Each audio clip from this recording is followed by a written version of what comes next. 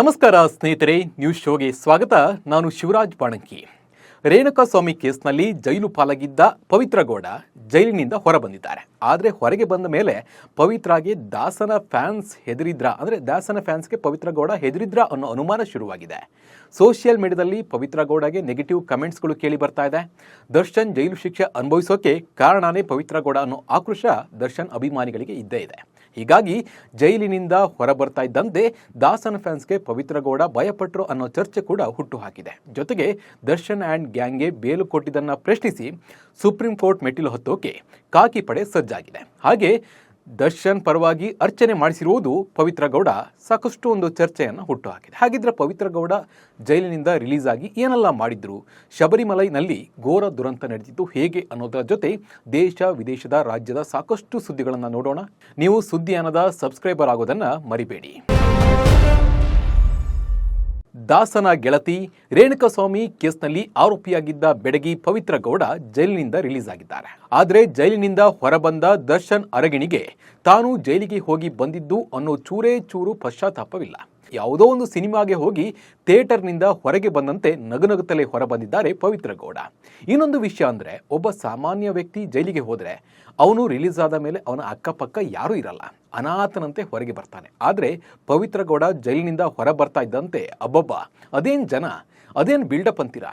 ಮಂತ್ರಿಗಳ ಅಕ್ಕಪಕ್ಕ ಇರುವಷ್ಟು ಪೊಲೀಸರು ಮತ್ತು ಜನ ಪವಿತ್ರ ಗೌಡ ಅಕ್ಕಪಕ್ಕ ಇದ್ರು. ಇದನ್ನೆಲ್ಲ ನೋಡಿದರೆ ದುಡ್ಡಿಗೆ ಇರೋ ಬೆಲೆ ಬೇರೆ ಯಾವುದಕ್ಕೂ ಇಲ್ವಾ ಅನ್ನೋ ಒಂದು ಅನುಮಾನ ಜನರಿಗೆ ಕಾಡುತ್ತೆ. ನಿಜಕ್ಕೂ ಈ ದೃಶ್ಯ ಅಪರಾಧಿಗಳಿಗೆ ಮತ್ತಷ್ಟು ಬಲ ತಂದಿದೆ ಅಂದರೆ ಸುಳ್ಳಾಗಲ್ಲ ಬಿಡಿ. ದರ್ಶನ್ ಹೆಸರಲ್ಲಿ ಪವಿತ್ರ ಗೌಡ ಅರ್ಚನೆ. ಪರಪ್ಪನ ಅಗ್ರಹಾರ ಜೈಲಿನಿಂದ ಬಿಡುಗಡೆಯಾದ ಪವಿತ್ರ ಗೌಡ ಅವರು ಸೀದಾ ಮನೆಗೆ ತೆರಳದೆ ವಜ್ರಮುನೇಶ್ವರ ದೇವಸ್ಥಾನದಲ್ಲಿ ನಟ ದರ್ಶನ್ ಹೆಸರಲ್ಲಿ ಅರ್ಚನೆ ಮಾಡಿಸಿದ್ದಾರೆ. ಕನಕಪುರ ರಸ್ತೆಯ ತಲಗಟ್ಟಪುರದಲ್ಲಿರುವ ವಜ್ರಮುನೇಶ್ವರ ದೇವಸ್ಥಾನಕ್ಕೆ ತೆರಳಿದ ಪವಿತ್ರ ಗೌಡ ಮತ್ತು ಅವರ ಕುಟುಂಬವರು ಮೊದಲು ತೀರ್ಥಸ್ನಾನವನ್ನು ಮಾಡಿದ್ರು. ದೇವರಿಗೆ ಹೂವು, ಕಾಯಿ, ಅಗರಬತ್ತಿ, ನಿಂಬೆಹಣ್ಣು ಸಮೇತ ವಿಶೇಷ ಪೂಜೆಯನ್ನು ಸಲ್ಲಿಸಿದ್ರು. ಪವಿತ್ರ ಗೌಡ ಅವರು ವಜ್ರಮುನೇಶ್ವರ ದೇವಾಲಯದಲ್ಲಿ ಕುಟುಂಬದ ಹೆಸರಲ್ಲಿ ಅರ್ಚನೆ ಮಾಡಿಸಿದ್ರು. ಈ ವೇಳೆ ಕೊನೆಯಲ್ಲಿ ದರ್ಶನ್ ಅವರ ಹೆಸರನ್ನು ಕೂಡ ಪವಿತ್ರ ಅವರ ತಾಯಿ ಭಾಗ್ಯಮ್ಮ ಅವರು ಪೂಜಾರಿಗಳಿಗೆ ಹೇಳಿದ್ರು. ಹೀಗಾಗಿ ದರ್ಶನ್ ಹೆಸರಲ್ಲಿ ಕೂಡ ಆ ವೇಳೆ ಅರ್ಚನೆ ಮಾಡಿಸಲಾಗಿದೆ. ಆದರೆ ಪವಿತ್ರ ಗೌಡ ಸುತ್ತಮುತ್ತ ಪೊಲೀಸ್ ಇದ್ರು. ಯಾಕಂದರೆ ದರ್ಶನ್ ಫ್ಯಾನ್ಸ್ಗೆ ಪವಿತ್ರ ಗೌಡ ಮೇಲೆ ಸಾಕಷ್ಟು ಕೋಪವಿದೆ. ಹೀಗಾಗಿ ಹೈ ಸೆಕ್ಯೂರಿಟಿ ನೀಡಲಾಗಿತ್ತ ಅಂತ ಅನುಮಾನ ಕೂಡ ಇದೆ. ಹಾಗೆ ಅವರು ತನ್ನ ಆರ್ ನಗರದಲ್ಲಿರುವ ಮನೆಗೆ ಹೋಗದೆ ತನ್ನ ತಾಯಿ ಮನೆಗೆ ಹೋಗಿದ್ದಾರೆ. ಯಾಕಂದರೆ ದಾಸನ ಫ್ಯಾನ್ಸ್ ಅಲ್ಲಿಗೆ ಬಂದು ಕೂಡ ಕಿರಿಕಿರಿ ಮಾಡಬಹುದು ಅನ್ನೋ ಕಾರಣಕ್ಕೆ ಸೀದಾ ಅವರ ತಾಯಿ ಮನೆಗೆ ಹೋಗಿದ್ದಾರೆ. 6 ತಿಂಗಳ ಕಾಲ ಜೈಲಲ್ಲೇ ಇದ್ರೂ ಪವಿತ್ರ ಗೌಡ ಸ್ವಲ್ಪ ಕುಗ್ಗದೆ ತಮ್ಮ ಆರೋಗ್ಯ ಹಾಳು ಮಾಡಿಕೊಳ್ಳದೆ ಹೇಗೆ ಇದ್ರು ಅನ್ನೋದು ಯಕ್ಷ ಪ್ರಶ್ನೆಯಾಗಿದೆ. ಪವಿತ್ರ ಪೂಜೆ, ದಾಸನ ನೆಮ್ಮದಿ ಹಾಳು. ಕೊಲೆ ಕೇಸ್ನಲ್ಲಿ ಬೇಲ್ ಸಿಕ್ಕರೂ ದರ್ಶನ್ ನೆಮ್ಮದಿ ಇಲ್ಲದಂತಾಗಿದೆ. ಪವಿತ್ರ ಪೂಜೆ ನಂತರ ದಾಸನಿಗೆ ಹೊಸ ಪೀಕಲಾಟ ಶುರುವಾಗಿದೆ ಅಂತಲೇ ಹೇಳ್ಬೋದು.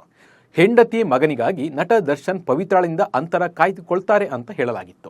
ಆದರೆ ಪವಿತ್ರ ಗೌಡ ಮಾತ್ರ ದರ್ಶನನ್ನ ಬಿಟ್ಟು ಕೊಡುವಂತೆ ಕಾಣ್ತಿಲ್ಲ. ಯಾಕಂದ್ರೆ ಜೈಲಿನಿಂದ ಹೊರ ಬರ್ತಾ ಇದ್ದಂತೆ ದರ್ಶನ್ ಹೆಸರಲ್ಲಿ ಪವಿತ್ರ ಗೌಡ ತಾಯಿ ಅರ್ಚನೆ ಮಾಡಿಸಿದ್ದಾರೆ. ನಾವು ದರ್ಶನ್ ಜೊತೆ ಇದ್ದೇ ಇರ್ತೇವೆ ಅನ್ನೋ ಸಂದೇಶವನ್ನು ಈ ಮೂಲಕ ಸಾರಿದ್ದಾರೆ. ಆದರೆ ಕಾನೂನು ಹೋರಾಟ ಮಾಡಿ ದರ್ಶನನ್ನ ಹೊರಗೆ ತರುವಲ್ಲಿ ವಿಜಯಲಕ್ಷ್ಮಿ ಯಶಸ್ವಿಯಾಗಿದ್ರು. ಪತಿ ದರ್ಶನ್ಗಾಗಿ ಪತ್ನಿ ವಿಜಯಲಕ್ಷ್ಮಿ ಹೋರಾಟವನ್ನ ಜನ ಕೂಡ ಮೆಚ್ಚಿಕೊಂಡಿದ್ರು. ಇಂಥ ಹೆಂಡತಿ ಇರಬೇಕಪ್ಪ ಇದ್ರೆ ಅಂತ ಹೇಳಿ ಜನ ಅವರಿಗೆ ಬಹಳ ಶಬಾಷ್ಗಿರಿಯನ್ನು ಕೊಟ್ಟಿದ್ರು. ಪವಿತ್ರಳಿಂದ ದೂರ ಇರುವಂತೆ ದರ್ಶನ್ ಬಳಿ ವಿಜಯಲಕ್ಷ್ಮಿ ಆಣೆ ಪ್ರಮಾಣ ಕೂಡ ಮಾಡಿಸಿಕೊಂಡಿದ್ದಾರೆ ಎನ್ನಲಾಗ್ತಿದೆ. ಆದರೆ ಈಗ ಪವಿತ್ರ ಗೌಡ ಅರ್ಚನೆ ಮಾಡಿಸಿರುವುದು ವಿಜಯಲಕ್ಷ್ಮಿಗೆ ಬರಸಿಡಿಲೇ ಬಡಿದಂತಾಗಿದೆ. ದರ್ಶನ್ ಮತ್ತು ಗ್ಯಾಂಗ್ಗೆ ಜಾಮೀನು ಪ್ರಶ್ನಿಸಿ ಸುಪ್ರೀಂಗೆ ಮೇಲ್ಮನವಿ. ದರ್ಶನ್ ಅವರ ಗೆಳತಿ ಪವಿತ್ರ ಗೌಡ ಮತ್ತು ಇತರ ಆರೋಪಿಗಳಿಗೆ ಹೈಕೋರ್ಟ್ ನೀಡಿರುವ ಜಾಮೀನು ಪ್ರಶ್ನಿಸಿ ಸುಪ್ರೀಂ ಕೋರ್ಟ್ನಲ್ಲಿ ಮೇಲ್ಮನವಿ ಸಲ್ಲಿಸಲಾಗುತ್ತೆ ಅಂತ Bengaluru police commissioner B Dayanand ತಿಳಿಸಿದ್ದಾರೆ. ಜಾಮೀನು ನೀಡಿರುವುದನ್ನು ಪ್ರಶ್ನಿಸಿ ಸುಪ್ರೀಂ ಕೋರ್ಟ್ಗೆ ಮೇಲ್ಮನವಿ ಸಲ್ಲಿಸುವ ಬಗ್ಗೆ ರಾಜ್ಯ ಸರ್ಕಾರಕ್ಕೆ ಪ್ರಸ್ತಾವನೆ ಸಲ್ಲಿಸಲಾಗುವುದು ಎಂದು ದಯಾನಂದ್ ತಿಳಿಸಿದ್ದಾರೆ. ಒಟ್ಟಿನಲ್ಲಿ ದರ್ಶನ್ ಆಸ್ಪತ್ರೆಯಲ್ಲಿದ್ದರೆ ಪವಿತ್ರ ಗೌಡ ಜೈಲಿನಿಂದ ನಗುನಗುತ್ತಲೇ ಹೊರಬಂದಿದ್ದಾರೆ. ಆದರೆ ಪವಿತ್ರ ಗೌಡ ನಡೆ ವಿಜಯಲಕ್ಷ್ಮಿಗೆ ಬಿಗ್ ಶಾಕ್ ನೀಡಿದಂತೂ ಸತ್ಯ. ಸ್ವಾಮಿಯೇ ಶರಣಮಯ್ಯಪ್ಪ. ಅಯ್ಯಪ್ಪ ಅಂದರೆ ಭಕ್ತಿ ಹೆಚ್ಚುತ್ತೆ. ಕೋಟಿ ಜನ ಅಯ್ಯಪ್ಪನ ಭಕ್ತಿಯಲ್ಲಿ ಮುಳುಗಿ ಹೋಗ್ತಾರೆ. ಕಠಿಣ ವ್ರತ ಮಾಡಿ ಶಬರಿಮಲೆಯಲ್ಲಿ ನೆಲೆಸಿರುವ ಅಯ್ಯಪ್ಪನ ದರ್ಶನ ಪಡಿತಾರೆ ಭಕ್ತರು. ಅಯ್ಯಪ್ಪನ ದರ್ಶನ ಪಡೆಯೋಕೆ ದೇಶದ ನಾನಾ ರಾಜ್ಯಗಳಿಂದ ಕೇರಳಕ್ಕೆ ಹೋಗ್ತಾರೆ. ಕರ್ನಾಟಕದಲ್ಲೂ ಲಕ್ಷಾಂತರ ಜನ ಅಯ್ಯಪ್ಪನ ದರ್ಶನ ಪಡಿತಾರೆ. ಆದರೆ ಈಗ ಆ ಸನ್ನಿಧಾನದಲ್ಲಿ ನಡೆಯಬಾರದ ಘಟನೆಯೊಂದು ಅಥವಾ ದುರಂತವೊಂದು ನಡೆದು ಹೋಗಿದೆ. ನೂರಾರು ಭಕ್ತರ ಮಧ್ಯೆ ಅವಘಡ ನಡೆದಿದೆ. ಹಾಗಿದ್ರೆ ನಿಜಕ್ಕೂ ಅಯ್ಯಪ್ಪನ ಸನ್ನಿಧಿಯಲ್ಲಿ ಆಗಿದ್ದೇನು? ಬನ್ನಿ ನೋಡೋಣ. ಅಯ್ಯಪ್ಪನ ಸಾನ್ನಿಧ್ಯಕ್ಕೆ ಒಮ್ಮೆ ಆದರೂ ಹೋಗಲೇಬೇಕು ಅನ್ನೋದು ಕೋಟಿ ಕೋಟಿ ಭಕ್ತರ ಆಸೆ. ಹೀಗಾಗಿಯೇ ಕಠಿಣ ವ್ರತ ಮಾಡಿ ಅಯ್ಯಪ್ಪನ ದರ್ಶನ ಪಡೆಯೋಕೆ ಭಕ್ತರು ಹೋಗ್ತಾರೆ. ಈಗ ಕೇರಳದ ಶಬರಿಮಲೆಯ ಸೀಸನ್ ಆಗಿರೋದ್ರಿಂದ ಸಾವಿರಾರು ಸಂಖ್ಯೆಯಲ್ಲಿ ಭಕ್ತರು ಶಬರಿಮಲೆ ದೇವಸ್ಥಾನಕ್ಕೆ ಭೇಟಿ ನೀಡಿ ಅಯ್ಯಪ್ಪನ ದರ್ಶನ ಪಡಿತಾರೆ. ಈ ಬಾರಿ ಕೂಡ ಶಬರಿಮಲೆ ಕ್ಷೇತ್ರಕ್ಕೆ ಭೇಟಿ ನೀಡುವ ಭಕ್ತರ ಸಂಖ್ಯೆ ಭಾರೀ ಹೆಚ್ಚಳವಾಗಿದೆ. ಕಳೆದ ವರ್ಷಕ್ಕೆ ಹೋಲಿಸಿದರೆ 25% ಹೆಚ್ಚು ಭಕ್ತರು ಭೇಟಿ ನೀಡಿ ದರ್ಶನ ಪಡೆದಿದ್ದಾರೆ. ಇನ್ನು ದೇವಸ್ಥಾನದ ಆದಾಯವೂ ಹೆಚ್ಚಳವಾಗಿದೆ. ಎಲ್ಲರಂತೆ ಕರ್ನಾಟಕದ ಕನಕಪುರ ಭಕ್ತನಾದ ಕುಮಾರಸ್ವಾಮಿ ಕೂಡ ಅಯ್ಯಪ್ಪನ ದರ್ಶನಕ್ಕೆ ಹೋಗಿದ್ದಾರೆ. ಸ್ವಾಮಿಯೇ ಶರಣಂ ಅಯ್ಯಪ್ಪ ಅನ್ನೋ ಕೂಗು ಒಂದ್ ಕಡೆ ಕೇಳ್ತಾ ಇದ್ದರೆ, ಮತ್ತೊಂದು ಕಡೆ ಈ ಕುಮಾರ್ ಜೀವಕ್ಕೆ ಕುತ್ತು ತಂದುಕೊಂಡಿದ್ದ. ತುಪ್ಪದ ಅಭಿಷೇಕ ಕೌಂಟರ್ ಮಂಟಪದ ಮೇಲಿಂದ ಅವರು ಹಾರಿ ಆತ್ಮಹತ್ಯೆಗೆ ಯತ್ನಿಸಿದ್ದರು. ಘಟನೆಯ ವಿಡಿಯೋ ಭಕ್ತರೊಬ್ಬರ ಮೊಬೈಲ್ನಲ್ಲಿ ಸೆರೆಯಾಗಿದ್ದು ಈಗ ವೈರಲ್ ಆಗಿದೆ. ಅಂದಹಾಗೆ ಬೆಂಗಳೂರಿನಿಂದ ಕೇರಳದ ಶಬರಿಮಲೆಗೆ ಹೋದ ಕುಮಾರ್ ದೇವಸ್ಥಾನದಲ್ಲಿ ಆತ್ಮಹತ್ಯೆಗೆ ಯತ್ನಿಸಿದ್ದಾರೆ. ಶಬರಿಮಲೆಯ ತುಪ್ಪದ ಅಭಿಷೇಕ ಕೌಂಟರ್ ಮಂಟಪದಿಂದ ಜಿಗಿದು ಕೆಳಗೆ ಬಿದ್ದಿದ್ದಾರೆ. ಅವರು ಹಾರ್ತಾ ಇದ್ದಂತೆ ಅಕ್ಕಪಕ್ಕದಲ್ಲಿದ್ದ ಭಕ್ತರು ಪಕ್ಕಕ್ಕೆ ಸರಿದಿದ್ದಾರೆ. ಆದರೆ ಅಲ್ಲಿದ್ದವರು ಕನಿಷ್ಠ ಪಕ್ಷ ಆತನನ್ನ ಎತ್ತುವ ಪ್ರಯತ್ನ ಕೂಡ ಮಾಡಿಲ್ಲ.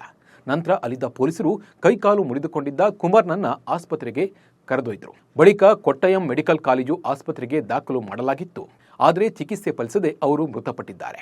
ಕುಮಾರಸ್ವಾಮಿ ಖಿನ್ನತೆಯಿಂದ ಬಳಲುತ್ತಿದ್ದು ಈ ಹಿನ್ನೆಲೆ ಆತ್ಮಹತ್ಯೆ ಮಾಡಿಕೊಂಡಿದ್ದಾರೆ ಎಂದು ಹೇಳಲಾಗ್ತಾ ಇದೆ. ಆದರೆ ಅಯ್ಯಪ್ಪನ ಸನ್ನಿಧಿಯಲ್ಲಿ ಹೋಗಿ ಆತ್ಮಹತ್ಯೆ ಮಾಡಿಕೊಂಡಿದ್ದು ನಿಜಕ್ಕೂ ವಿಪರ್ಯಾಸ. ಇದೇ ಮೊದಲ ಬಾರಿಗೆ ಅಯ್ಯಪ್ಪನ ಸನ್ನಿಧಿಯಲ್ಲಿ ಇಂಥದೊಂದು ಘಟನೆ ನಡೆದಿದ್ದು ಭಕ್ತರ ಆತಂಕ ಹೆಚ್ಚಿಕೆಯಾಗಿದೆ. ಪ್ರತಿಪಕ್ಷಗಳ ತೀವ್ರ ವಿರೋಧದ ನಡುವೆಯೂ ಕೇಂದ್ರ ಸರ್ಕಾರ ಲೋಕಸಭೆ ಮತ್ತು ವಿಧಾನಸಭೆ ಚುನಾವಣೆಗಳನ್ನು ಏಕಕಾಲದಲ್ಲಿ ನಡೆಸುವ ಸಂವಿಧಾನಾತ್ಮಕ ತಿದ್ದುಪಡಿ ಮಸೂದೆಯನ್ನ ಲೋಕಸಭೆಯಲ್ಲಿ ಮಂಡಿಸಿದೆ. ಈ ಮಸೂದೆಗೆ ಪ್ರತಿಪಕ್ಷಗಳು ತೀವ್ರ ವಿರೋಧ ವ್ಯಕ್ತಪಡಿಸಿದ್ದು ಮಸೂದೆ ಹಿಂಪಡೆಯಬೇಕು ಎಂದು ಒತ್ತಾಯಿಸಿದರು. ಬಳಿಕ ಒಂದು ದೇಶ ಒಂದು ಚುನಾವಣೆ ಮಸೂದೆಗೆ ಒಪ್ಪಿಗೆ ಪಡೆಯಲು ಮತಯಂತ್ರದ ಮೂಲಕ ಮತಕ್ಕೆ ಹಾಕಲಾಯಿತು. ಮಸೂದೆ ಪರವಾಗಿ 269 ಮತ ಹಾಗೂ ವಿರುದ್ಧವಾಗಿ 198 ಮತಗಳು ಚಲಾವಣೆಯಾಗಿವೆ. ಹೊಸ ಸಂಸತ್ ಭವನದಲ್ಲಿ ಇದೇ ಮೊದಲ ಬಾರಿಗೆ ಈ ಯಂತ್ರವನ್ನು ಬಳಸಲಾಯಿತು. ಕಾಂಗ್ರೆಸ್ ಸಂಸದೆ ಪ್ರಿಯಾಂಕಾ ಗಾಂಧಿ ಸೋಮವಾರ ಪ್ಯಾಲೆಸ್ತೀನ್ ಎಂದು ಬರೆದಿರುವ ಬ್ಯಾಗ್ ಅನ್ನು ಸಂಸತ್ತಿಗೆ ತೆಗೆದುಕೊಂಡು ಬಂದಿದ್ದು ದೊಡ್ಡ ವಿವಾದವನ್ನೇ ಸೃಷ್ಟಿ ಮಾಡಿತ್ತು. ಆದರೆ ಮಂಗಳವಾರ ಬಾಂಗ್ಲಾದೇಶದಲ್ಲಿರುವ ಹಿಂದೂ ಹಾಗೂ ಕ್ರಿಶ್ಚಿಯನ್ನರ ಪರವಾಗಿ ನಿಲ್ಲೋಣ ಎನ್ನುವ ಬರಹ ಇರುವ ಬ್ಯಾಗ್ ಅನ್ನು ಹಿಡಿದುಕೊಂಡು ಬಂದಿದ್ರು.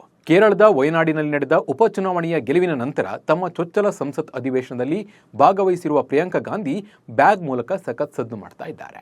ಬಿಜೆಪಿ ಶಾಸಕ ಬಸನಗೌಡ ಪಾಟೀಲ್ ಯತ್ನಾಳ್ ಹಾಗೂ ಸಚಿವ ಜಮೀರ್ ಅಹಮದ್ ಖಾನ್ ಇಬ್ಬರು ಭೇಟಿಯಾಗಿದ್ದು ಕುತೂಹಲವನ್ನು ಮೂಡಿಸಿದೆ. ಸದನದ ಒಳಗೆ ಹಾಗೂ ಸದನದ ಹೊರಗೆ ಗುದ್ದಾಡುವ ಜಮೀರ್ ಹಾಗೂ ಯತ್ನಾಳ್ ಇಬ್ಬರು ಭೇಟಿ ಮಾಡಿದ್ದು ಇಬ್ಬರು ನಗುತ್ತಿರುವ ಫೋಟೋಗಳು ಇದೀಗ ಸೋಷಿಯಲ್ ಮೀಡಿಯಾದಲ್ಲಿ ಸಖತ್ ವೈರಲ್ ಆಗಿವೆ. ಜಮೀರ್ ಹಾಗೂ ಯತ್ನಾಳ್ ಇಬ್ಬರು ಒಬ್ಬರೊಬ್ಬರ ಹೆಸರನ್ನ ಕೇಳಿದ್ರು ಕೂಡ ಅವರು ಕೆಂಡಾಮಂಡಲಾಗ್ತಾ ಇದ್ರು. ಈ ರೀತಿ ಇರುವಾಗಲೇ ಇಬ್ಬರು ಭೇಟಿ ಮಾಡಿರುವ ಫೋಟೋಗಳು ಎಲ್ಲ ಕಡೆ ವೈರಲ್ ಆಗ್ತಾ ಇದೆ. ಯತ್ನಾಳ್ ಸುವರ್ಣಸೌಧದ ಕಚೇರಿಯಲ್ಲಿ ಸಚಿವ ಜಮೀರ್ ಅಹಮದ್ ಖಾನ್ ಅವರನ್ನ ಭೇಟಿ ಮಾಡಿ ಕ್ಷೇತ್ರದ ಅಭಿವೃದ್ಧಿ ಯೋಜನೆಯ ಕುರಿತು ಚರ್ಚಿಸಿದ್ದಾರೆ ಅಂತ ಹೇಳಲಾಗ್ತಾ ಇದೆ. ಟೀಂ ಇಂಡಿಯಾದ ಡೈನಾಮಿಕ್ ವಿಕೆಟ್ ಕೀಪರ್ ರಿಷಬ್ ಪಂತ್ಗೆ ದೊಡ್ಡ ಫ್ಯಾನ್ ಕ್ಲಬ್ ಇದೆ. ಪಂತ್ ಅಭಿಮಾನಿ ಬಳಗಕ್ಕೆ ಮತ್ತೊಬ್ಬ ಸುಂದರಿ ಸೇರಿಕೊಂಡಿದ್ದಾಳೆ. ಬೇರೆ ಯಾರೂ ಅಲ್ಲ, ಆಸೀಸ್ ಮಾಜಿ ದಿಗ್ಗಜ ಮ್ಯಾಥ್ಯೂ ಹೇಡನ್ ಪುತ್ರಿ ಗ್ರೇಸ್ ಹೇಡನ್. ಕ್ರಿಕೆಟ್ ನಿರೂಪಕಿ ಸಹ ಆಗಿರುವ ಗ್ರೇಸ್ ಪಂತ್ ಯೂತ್ ಐಕಾನ್. ಆತ ಎಲ್ಲರಿಗೂ ಸ್ಫೂರ್ತಿ ಎಂದಿದ್ದಾಳೆ. ಸಾವು ಗೆದ್ದು ಬಂದಿರುವ ಪಂತ್ ಪ್ರತಿಯೊಬ್ಬರಿಗೂ ಮಾದರಿ. ಮೆಂಟಲಿ ತುಂಬಾ ಸ್ಟ್ರಾಂಗ್. ಆತನ ಫೈಟಿಂಗ್ ಸ್ಪಿರಿಟ್ಗೆ ಹ್ಯಾಟ್ಸ್ ಆಫ್ ಹೇಳಲೇಬೇಕು ಎಂದಿದ್ದಾಳೆ. ಹಾಗೆ ಚಾನ್ಸ್ ಸಿಕ್ಕರೆ ಡೇಟಿಂಗ್ ಮಾಡೋಕೆ ನಾನು ಪಂತ್ ಜೊತೆ ರೆಡಿ ಅಂತ ಅವಳು ಹೇಳಿದ್ದಾಳೆ. ಇವಿಷ್ಟು ಇವತ್ತಿನ ನ್ಯೂಸ್ ಶೋ ಸುದ್ದಿಗಳು. ನಮಸ್ಕಾರ.